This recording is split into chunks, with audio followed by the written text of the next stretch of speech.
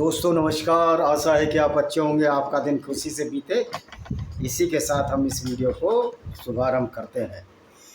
दोस्तों, जो लोग ये कहते हैं कि इस्लाम एक आइडियोलॉजी है, हम प्रूव करेंगे इस्लाम एक युद्ध की आइडियोलॉजी है और इस्लाम कोई भी इसका रिलीजन से कोई रिलेशन नहीं है। देखो, रिलीजन का मतलब कहाँ से निकला होगा? शब्द रिलीजन का शब्द निकला होगा रेलिवेंट से, यानी कि जो चीज़ रेलिवेंट हो, जिसमें रेलिवेंसी हो। तो आप इसमें तो रेलिवेंसी नहीं कर सकते। जैसे मैं अपने सनातन वैदिक धर्म से लेता हूँ कि किसी को छोटा माना जाए और किसी को बड़ा माना जाए, ये तो रेलिवेंसी नहीं है जाति के आधार पर, क्योंकि इंसान तो बायोलॉजिकली एक ही जैसा है। उसका नाम होमो सैपियंस है और 4 ग्रुप हैं जो किसी भी कम्युनिटी में पाए जाते हैं। आप ऊंचा कहो नीचा कहो, अगर जन्म के आधार पर ऊंच नीच का जो तस्वुर है, जो कॉन्सेप्ट है, यही गलत है। विज्ञान इसको नहीं मानता। जब विज्ञान नहीं मानता, विज्ञान किससे उपजा है? हम नेचर के जो प्रिंसिपल्स हैं उनका जो डिस्कवरी करते हैं कि नेचर कैसे काम करती है, कैसे फॉसिल्स बनते हैं, कैसे पहाड़ों का निर्माण होता है। वो नेचर का जो फॉर्मेशन होता है या नेचर का जो मेटामॉर्फिज्म होता है, जो बदलाव आता है, उसी का नाम विज्ञान है। और विज्ञान के आधार पर ही हर चीज़ की उत्पत्ति हुई है। तो विज्ञान तो बाद में आया, पहले तो नेचर आई। तो नेचर में तो हम, जब नेचर में सब बराबर हैं, नेचर में सबका जीवन है, तो जन्म के आधार पर ऊंचे नीचे का तस्वुर आ ही नहीं सकता। तो इस्लाम में ये सबसे बड़ी कमी है कि इस्लाम नेचर को नहीं मानता, इस्लाम सोशल वैल्यूज़ को नहीं मानता। इस्लाम सचमुच में एक अनसोशियल लोगों द्वारा चलाई गई आइडियोलॉजी है, जो कि उस समय 1400 साल पहले बार्बरिक थे, बर्बर थे, जो सिर्फ अपने फ़ायदे में डूबे रहते थे, जिसको हम अरब के बद्दुओं का एक आइडियोलॉजी कह सकते हैं, एक विचारधारा कह सकते हैं। और इस्लाम धर्म तो कतई नहीं है, किसी भी एंगल से धर्म नहीं है। धर्म का मतलब है जो रेलिवेंट हो, जो रेलिवेंसी हो। और धर्म का मतलब अगर संस्कृत में भी जाएं, जो धारण करने योग्य हो, उसको धर्म कहते हैं। क्या कोई व्यक्ति ये बर्दाश्त कर लेगा कि किसी गैर मुस्लिम को कोई मुस्लिम लूट ले, उसकी औरत को लूट ले और अपनी मलिकाए अमीन यानी सेक्स स्लेव यौन दासी बना ले? क्या आप इस पर यकीन करेंगे? क्या इस चीज़ को आप बियर करेंगे? तो जो धर्म का मतलब है, जो चीज़ आपको बुरी लगती है वो हमको भी बुरी लगती है। अगर किसी गैर मुस्लिम का कत्ल इस्लाम की आयतों को पढ़कर सिर्फ इसलिए किया जाता है कि ये हमारी आइडियोलॉजी विचारधारा है, तो ये धर्म किधर से हुआ? इसमें तो रेलिवेंसी नाम की कोई चीज़ नहीं है। ये तो बड़ी ही रेलिवेंट बात है और बड़ी ही नाशुक्रानी बात है, बड़ी ही गंदी और गलीच बात है, जो इस तरह की आइडियोलॉजी को फॉलो करते हैं ये लोग। चश्मा लगा लिया जाए।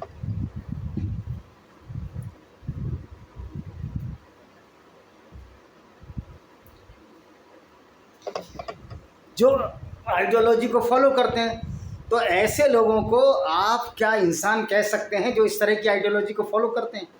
निश्चित तौर पर ऐसे लोगों को हम इंसान नहीं कह सकते। और चूँकि इस तरह की जो आइडियोलॉजी फॉलो करते हैं वो इस्लाम के मानने वाले हैं, जो इस्लाम के मानने वाले इस्लाम को इसी तरह फॉलो करते हैं जिस तरह इनकी किताब में लिखा हुआ है, तो इसमें रेलिवेंसी कहाँ है? ये तो एक वार है गैर मुस्लिमों के खिलाफ और मोहम्मद के उन साथियों के, उन दुश्मनों के खिलाफ जिनको कि मोहम्मद ने अपना दुश्मन समझा और मक्का से इनको मदीना आना पड़ा, इनकी झूठ पर, इनकी फरेब पर, इनके प्रपंच पर।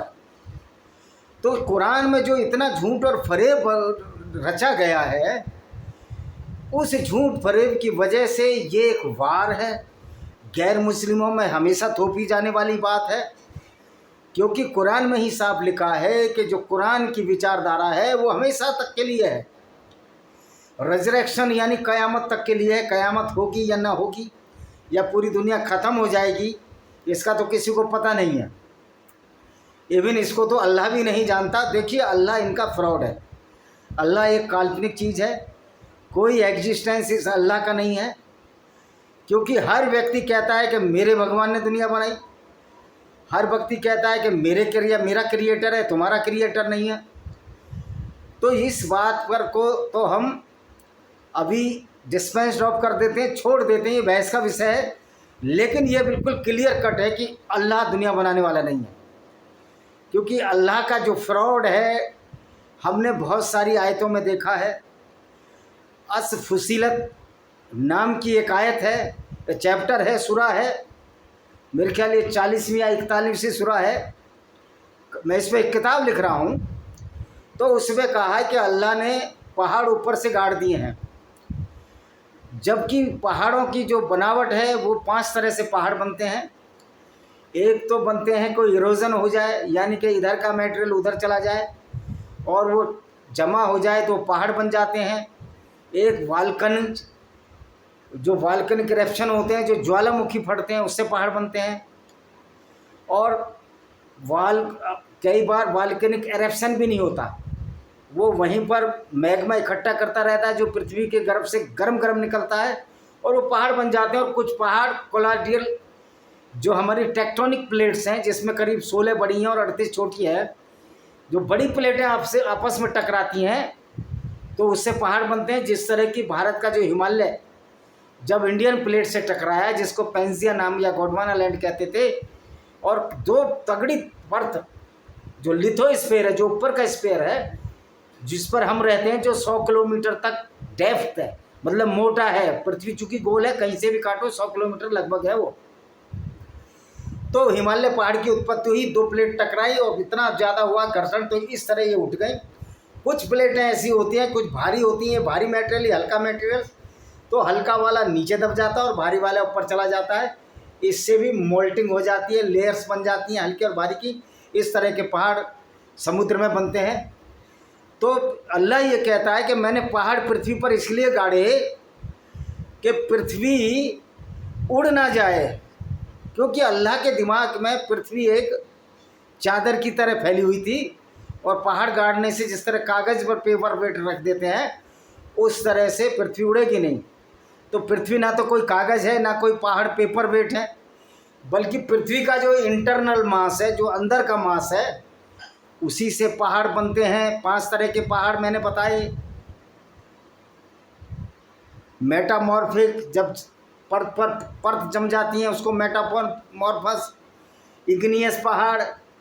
तो इस तरह 4-5 तरह के जो पहाड़ मैंने बताए, उसी तरह से पहाड़ बनते हैं।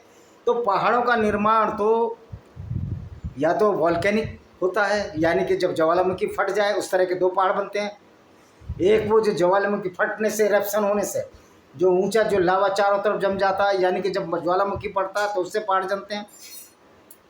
और दूसरा पहाड़ ज्वालामुखी फटता नहीं है, वहीं इकट्ठा करता रहता है अंदर ही अंदर ज़मीन के अंदर। ऐसे नॉर्मली ऐसे पहाड़ समुद्र के अंदर होते हैं, तो वो धीरे धीरे करते रहते हैं और वो एक डोम्स बन जाते हैं ज्वालामुखी के ऊंचे ऊंचे। जैसे हमारा साउथ वाला है, वो ऐसी ही मिट्टी का बना हुआ है, जो साउथ इंडियन साउथ है। तो ये हमने सिद्ध करने की कोशिश की, ये अल्लाह एक नकली अल्लाह, इसको ABCD नहीं आती, इसको मैंगो नहीं आता। अब आ जाते हैं, क्या इस्लाम वास्तव में धर्म है? धर्म का मतलब धारण करने योग्य। क्या आप कोई अच्छा व्यक्ति इसको धारण कर सकता है कि जिसका प्रॉफिट काफिले लगातार लूटता रहा हो, जगह जगह औरतें लूटने जाता हो, जगह जगह ऊद की लड़ाई में गया, और ये तबूक की लड़ाई में तो सिर्फ इसलिए गए कि चलो, तबूक एक ऐसी जगह उपस्थित है जहाँ एशिया और यूरोप का बॉर्डर मिलता है, तो वहाँ रंगोरा है, लड़कियाँ नीली आँखों वाली हैं, कि चलो वहाँ ब्लॉन्ड आँखों वाली, नीली आँखों वाली लड़कियाँ मिलेंगी। ये उनको वहाँ लूटने गया। उसके बाद इसने बनु करेजा यहूदी कबीले की औरतों को लूटकर बाज़ारों में बेच दिया गया। तो ये किधर से लगता है कि ये धर्म है, ये रेलिवेंसी है? अगर दुश्मनी थी उनकी तो औरतों से क्या लेना देना था? फिर 700 से 900 लोगों को नंगा कर कर कत्ल किया, जो पुरुष थे, यानी जिनके प्यूबर्टी हेयर आ गए उनको कत्ल कर दिया गया। वो तो बेचारे लड़ने भी नहीं आए थे, मोहम्मद ने ही वहाँ जाकर उस पर लड़ा की और उसका जो जगह थी घेर ली थी। इस तरह मोहम्मद ने खैबर में हमला किया। वो बेचारे अपना खेतों में पानी दे रहे थे, औरतें खाना बना रही थी, बच्चे खेल रहे थे, और इसने वहाँ जाकर सुबह जब ये फजर की नमाज़, पहली वाली नमाज़ पढ़ते हैं, फजर है मगरिब है, मगरिब मशरिक मगरिब, फजर जो सुबह पढ़ी जाती है वो नमाज़ पढ़ने करे, हम वहीं नमाज़ पढ़ेंगे, और इसने जाके डिक्लेयर कर दिया खैबर बर्बाद हो गया, और खैबर के औरतों और बच्चों को लूट लिया। उनकी खूबसूरत औरतों को इन्होंने बांदी बनाया, यौनदासी बनाया, और उनको बाज़ारों में बेच दिया। तो हमारा तो विचारधारा से मतांतर है। दूसरी बात है कि जब विचारधारा मानने वाले इस तरह के लोग होंगे, नेचुरली उनसे भी वर्ग संघर्ष की स्थिति पैदा होगी, क्योंकि इस्लाम एक ऐसी आइडियोलॉजी है जो किसी तरह से रेलिवेंस नहीं है। बड़े बड़े यहाँ बड़े बड़े प्राइम मिनिस्टर हुए, अटल बिहारी वाजपेयी, फलाना वाजपेयी, ढिकाना वाजपेयी, वो इस्लाम का 1% भी नहीं जान पाए। जो दयानंद सरस्वती ने अपने सत्यार्थ प्रकाश में जो लिखा, 14वें समोल्लास में साफ साफ इस्लाम के ढोंग और पाखंड और इसकी गुंडागर्दी का जो खोल परत दर परतें उधेड़ी, तो ये पॉलिटिशियन को तो ज्ञान ही नहीं है। पॉलिटिशियंस की मजबूरियां होती हैं, ये झूठ बोलने में माहिर होते हैं क्योंकि इनको वोटों का लालच है। लेकिन एक सही समीक्षा आप जब ही कर सकते हैं जब आप किसी तरह का लालच ना हो और मानवता की तरफ आप कदम बढ़ाने की कोशिश करें, क्योंकि पॉलिटिशियन में मानवता नहीं होती। ये भी लगभग दानव जैसे लोग होते हैं जो अपने स्वार्थ के लिए किसी भी हद तक गिर सकते हैं। इसके प्राइम एग्जाम्पल भारत में है, सारी पार्टियां हैं, झूठ बोलती हैं। रेखा गुप्ता ने बोला 2500 रुपये दूंगी, जीतने के बाद वो कमेटी बना दी, कमेटी बनाने के बाद वो मतलब पेंडिंग में चला गया। मोदी जी ने बोला जहाँ मकान वहीं झुग्गी, ठीक है अवैध कब्जे हटाओ लेकिन उनको कहीं रेजिडेंस तो दो और उसकी कीमत तय कर दो। और दूसरी बात है, जब इतनी जीएसटी अमीरों से ली जा रही है तो भारत सरकार क्या रॉबिन हुड नहीं बन सकती? फिर तुमसे तो रॉबिन हुड अच्छा था, हालांकि वो डाकू था, इंग्लैंड का एक डाकू था रॉबिन हुड, वो अमीरों से लूटकर गरीबों में बांटता था। तो सरकार ये काम तो लॉजिकल वे में कर सकती है और करना भी चाहिए। तो यहाँ जो इस्लाम था वो ना लॉजिकल था। मैं सरकार को लॉजिकल बनने की सलाह दे रहा हूँ। सरकार अगर लॉजिकल नहीं बनती है तो मैं कहता हूँ फिर इस्लाम से भी बुरी ये बीजेपी की सरकार है, क्योंकि इस्लाम का काम था दूसरों को लूटना और सिर्फ अपने ही ग्रुप के लोगों में बांटना, जिनको मुसलमान कहते हैं। भारत में ये वक्फ बोर्ड था, एक तरफ जहाँ बीजेपी वक्फ बोर्ड ख़त्म कर रही है।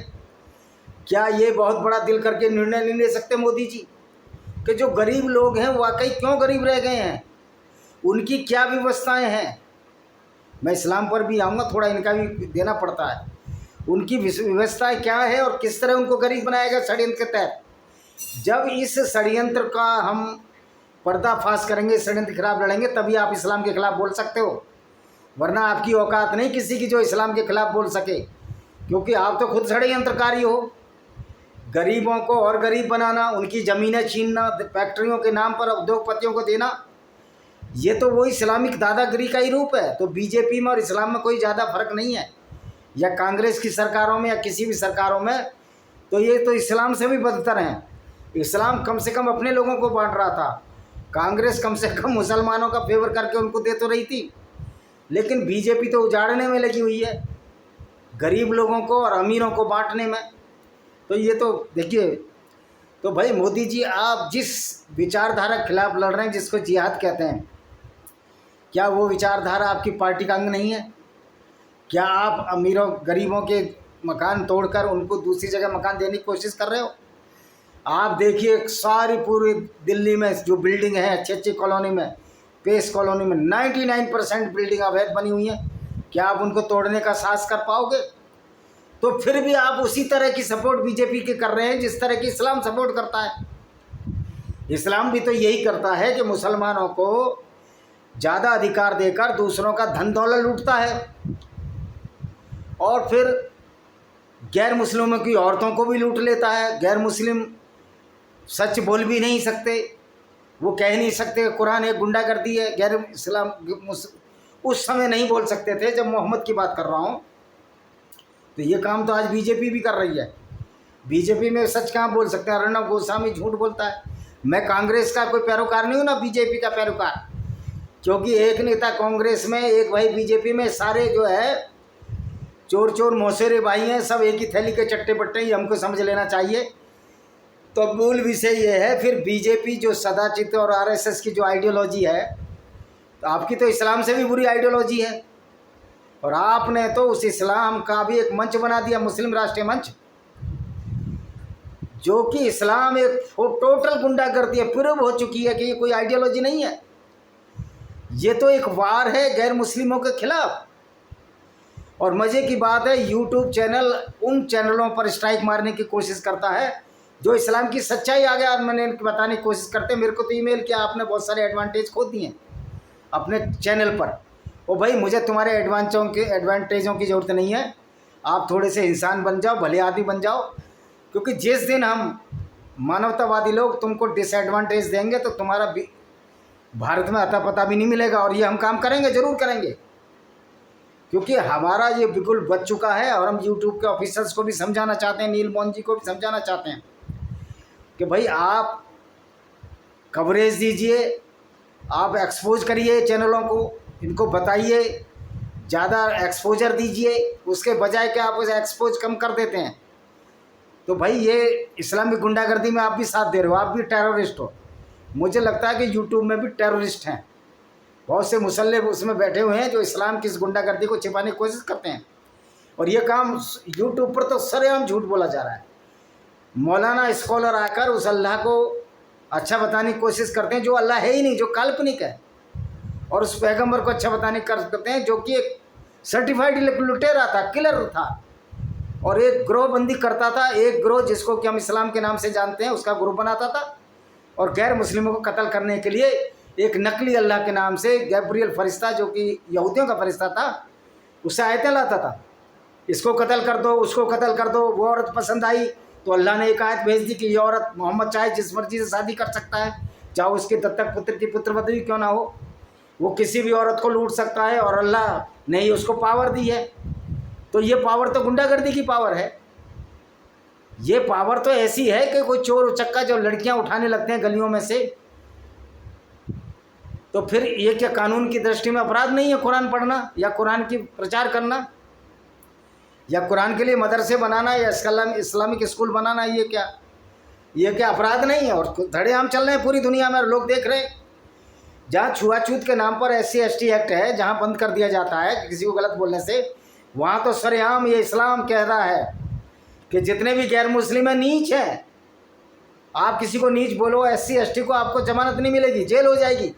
लेकिन इस्लाम की गुंडागर्दी कायम है, और मोदी जी भी आंख बंद करे बैठे हैं, पूरी दुनिया भी आंख बंद करे बैठी है। भाई इस एट्रोसिटी के खिलाफ कोई क्यों नहीं बोलता? तो ये पॉलिटिशियंस सारे के ये पाखंडी होते हैं, ये इनको कनिंग बोलते हैं, इनको ये धूर्त लोग हैं, ये धूर्तता है, ये फ्रॉडुलेंट हैं, ये कोई मानव नहीं है, ह्यूमन वैल्यूज़ नहीं है इनके पास। अगर ह्यूमन वैल्यूज़ इनके पास होती तो आज पूरी दुनिया में इस्लाम की आलोचना करने वाले कितने हैं? समझ रहे हैं, लोग जागरूक हो रहे हैं। सलमान मोमिका को मरवा दिया, वो कुरान जलाता था। भाई वो किताब जो हमको कत्ल करने के लिए कह रही है, गैर मुस्लिमों को कत्ल करने के लिए कह रही है, क्या उसको जलाने का अधिकार हमारा नहीं है? क्या विरोध करने का अधिकार हमारा नहीं है? क्योंकि उसी किताब को पढ़कर सारे आतंकवादी बनते हैं। असुद्दीन ओवैसी से बड़ा कोई आतंकवादी है जो ये कहता है कि मस्जिद और मदरसे हमारे किले हैं? क्योंकि मदरसे और मस्जिद की शिक्षा जो इस्लाम की शिक्षा है, जो कुरान की शिक्षा है, वही तो आतंकवाद है। तो जो इस मस्जिद और मदरसों की जो वकालत करता है, उससे बड़ा तो कोई आतंकवादी नहीं है। देवबंद का मौलाना मदनी सबसे बड़ा आतंकवादी है, कोई सबसे बड़ा मदरसा चलाता है।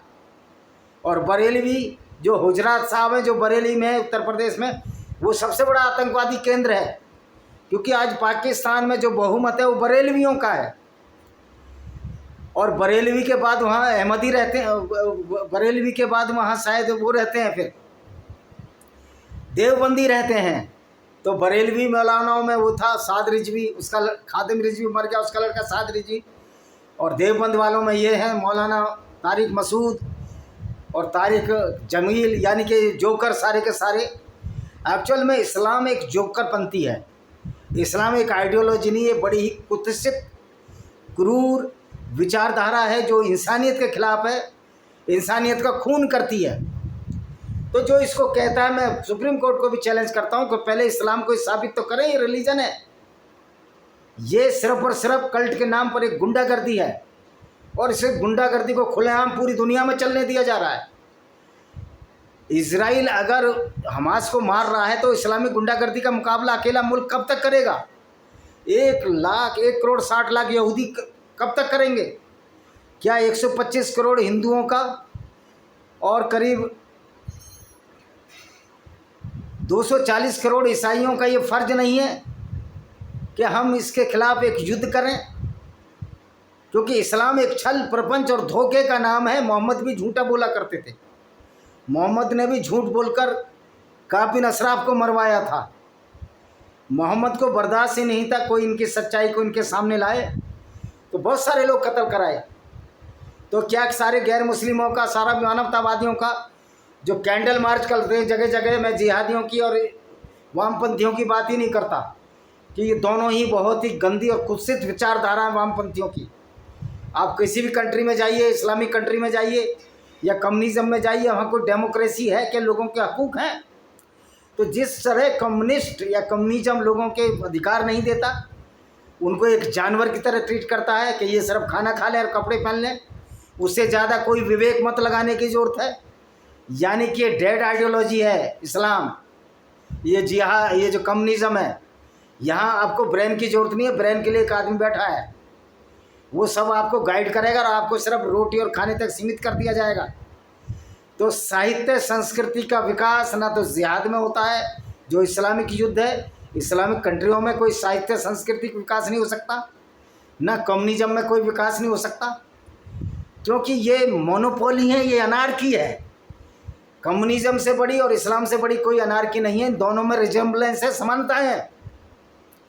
कम्युनिज्म भी उन लोगों को ख़त्म करने की वकालत करता है जो कम्युनिज्म को नहीं मानते, और इस्लाम भी उन लोगों को ख़त्म करने की वकालत करता है जो इस्लाम को नहीं मानते। इसलिए आपने देखा होगा भारत में वामपंथी विचारधारा और कम्युनिस्ट, इनका जिहादियों का क्या गठजोड़ है। यही गठजोड़ पाकिस्तान वहाँ भी है, अमेरिका में भी बहुत सारे कम्युनिस्ट और जिहादी मिलते हैं।